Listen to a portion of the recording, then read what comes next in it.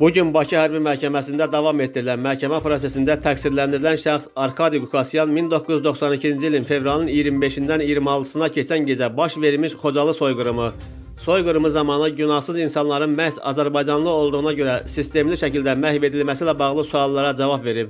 Arkadi Qukasyan Xocalıda baş verənlər haqqında ilk dəfə 1992-ci ilin fevral ayında rəsmi məlumatlar verilməsi nəticəsində informasiya aldığını iddia edib.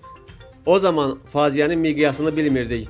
Biz bilirdik ki, Xankəndidə Xocalıdan gətirilmiş yüzlərlə Azərbaycanlı var. Onlar da sonradan qarşı tərəfə təhvil verilmişdi, deyə Arkadi Qukasyan bildirib.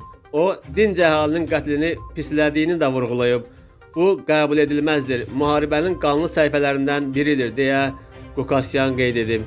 Qeyd edək ki, Ermənistanın hərbi təcavüzü nəticəsində sülh və insanlıq əleyhinə cinayətlər, müharibə cinayətləri, o cümlədən təcavüzkar müharibənin hazırlanması və aparılması, soyqırımı, müharibə qanunlarını və qaydalarını pozma, habelə terrorçuluğu maliyyələşdirmə, hakimiyyəti zorla ələ keçirmə, onu zorla saxlama və digər çoxsaylı cinayətlər törətməkdə təqsirləndirən Ermənistan vətəndaşlarının məhkəməsi davam etdirilir.